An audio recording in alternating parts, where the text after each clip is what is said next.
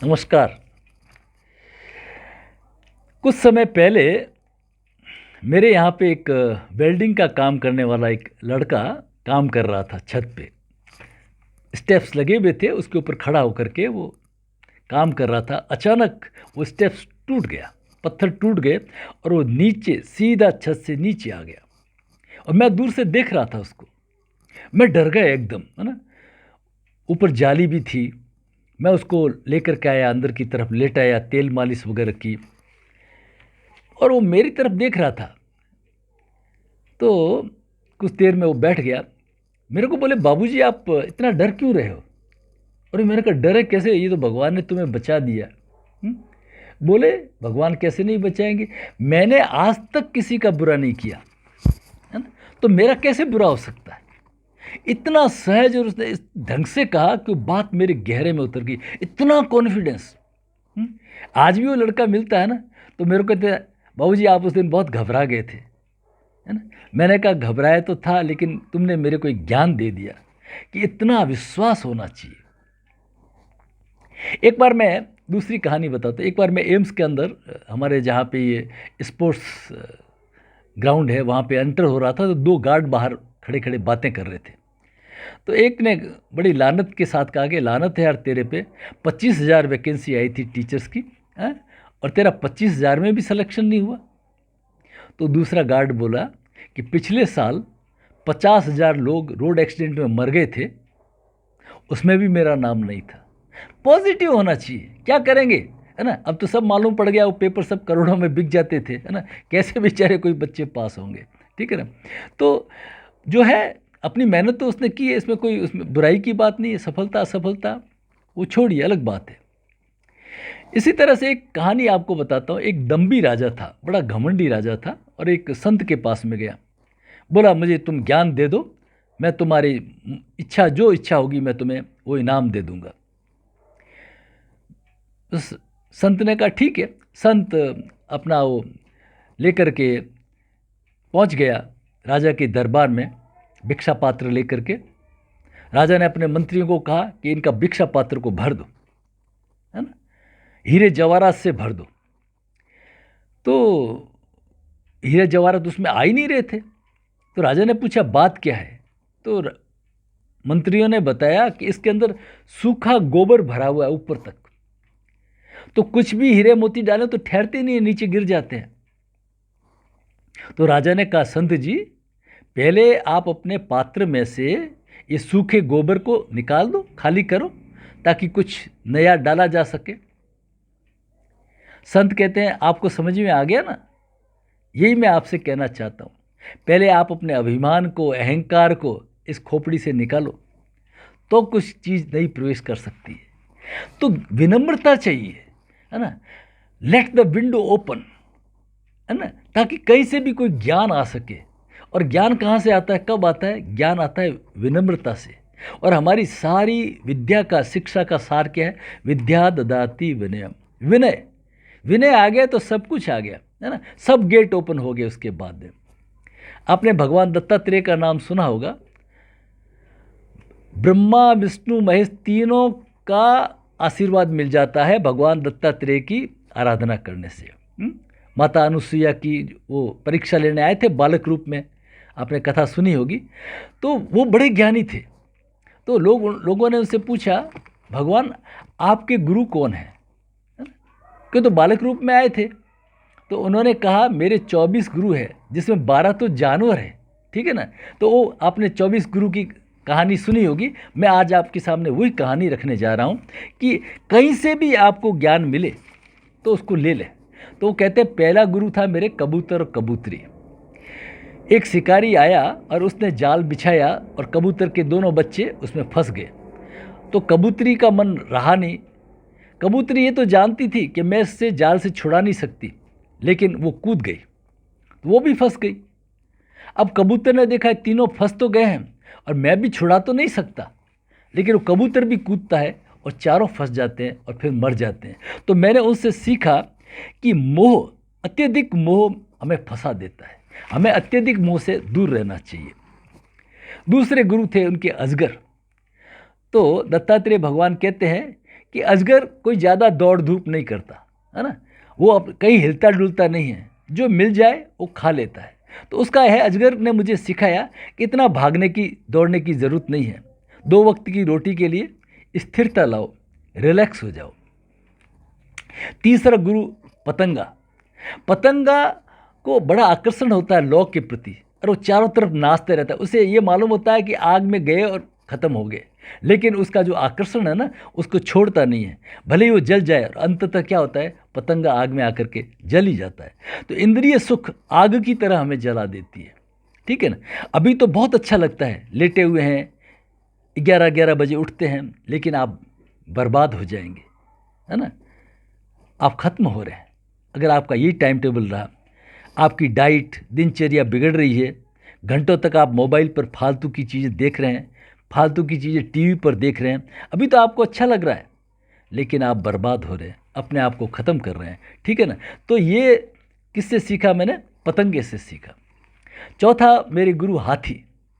हाथी से क्या सीखा कि हाथी को हथनी का बड़ा मोह होता है।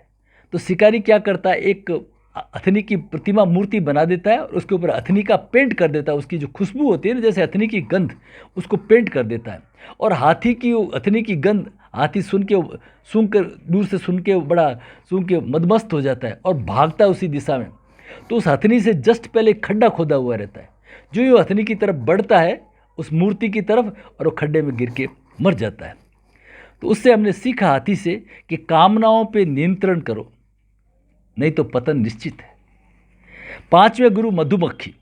मधुमक्खी क्या करती है, हर फूल पे जा कर के और अच्छा अच्छा ग्रहण कर लेती है और फूल को भी नुकसान नहीं पहुंचाती है। तो इसी तरह ज्ञानी सही शास्त्रों में जाकर उसका ज्ञान ले लेता है बिना नुकसान पहुंचाए।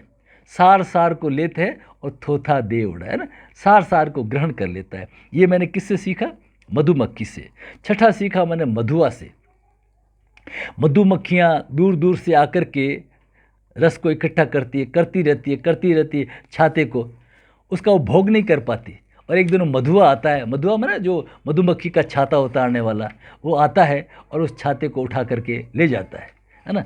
तो ये हमारा ज़िंदगी के अंदर है कि हम इकट्ठे करते रहते हैं, हम इकट्ठे करते कहते हैं, उसका 10% भी भोग नहीं पाते, है ना। और एक दिन मधुआ आकर के वो सब उसको ले जाता है। तो ये मैंने सीखा मधुआ से, जो जितना ज़रूरत हो, है ना, उतना ही संग्रह करना चाहिए। सातवां है मछली। कैसे मछली आटे के चक्कर में कांटे में फंस जाती है, ठीक है ना। तो मैंने ये सीखा मुंह पे नियंत्रण कैसे रखना चाहिए। ये किससे सीखा? मछली से सीखा, ठीक है ना। आठवें गुरु है मेरे मृग। मृग माने हिरण।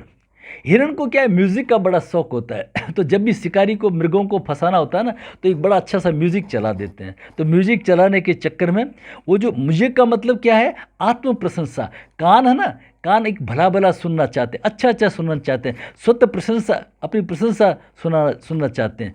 तो हमें अपनी प्रशंसा के प्रति उद्वेलित नहीं होना चाहिए, अपनी प्रशंसा के प्रति उदासीन बना रहे। तो ये सीखा मैंने मृग से। और नौवां गुरु है मेरा इली। इली एक जानवर होता है छोटा सा, जिसको भंवरा होता है ना, जो गुंजन करता रहता है, वो उसको उठा के ले जाता है ना, उसको घायल करके, और फिर वो बोलता रहता है उसके चारों तरफ। और फिर वो म्यूज़िक सुनते सुनते, भंवरे की आवाज़ सुनते सुनते वो इली भी भंवरा बन जाती है। तो इससे मैंने ये सीखा, अगर आपका दुश्मन के प्रति भी लगातार चिंतन बना रहे ना, तो आप भी वैसे बन जाओगे।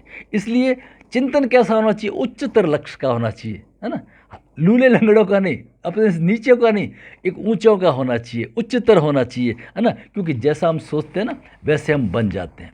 इस चीज़ का ध्यान रखना चाहिए कि हम क्या सोच रहे हैं। 10वें गुरु बाज। एक बार एक चिड़िया एक कीड़े को लेकर के और भाग रही थी, और पीछे पीछे बाज उसका पीछा कर रहा था।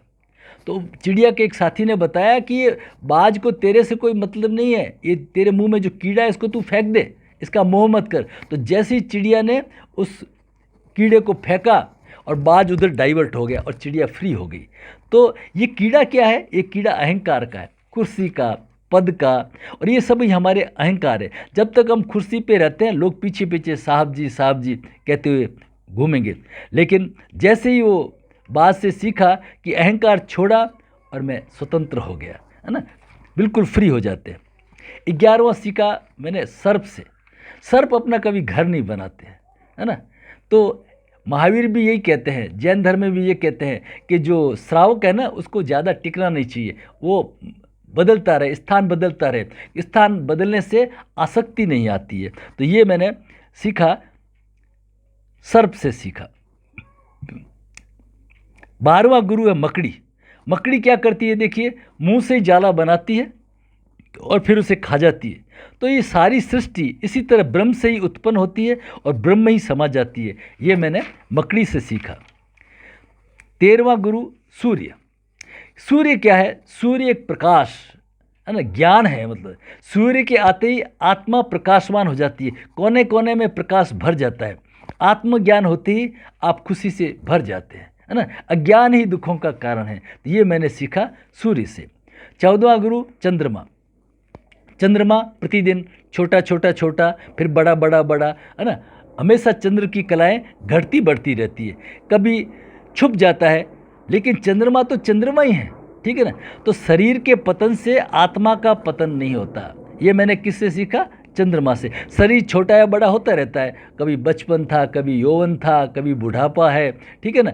लेकिन जो आत्म तत्व है ना, वो वैसा की वैसा यौवन बना रहता है। ये मैंने सीखा चंद्रमा से। 15वां गुरु मेरा समुद्र, है ना। इस पृथ्वी पे, इस सृष्टि में 2/3 जो हिस्सा है वो समुद्र का है ना। समुद्र चाहे तो इस पृथ्वी को कभी भी भर दे, लेकिन समुद्र बिल्कुल मर्यादित है, कभी ऐसा नहीं करता। शक्ति होने के बाद भी मर्यादा बनाए रखना, है ना।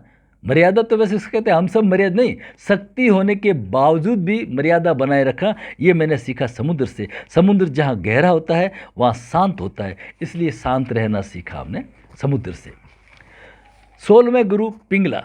पिंगला एक वेश्या थी, ठीक है ना। एक दिन किसी ने उसके पास आने को कहा था, ठीक है, और पिंगला इंतजार करती रही और वो आया नहीं।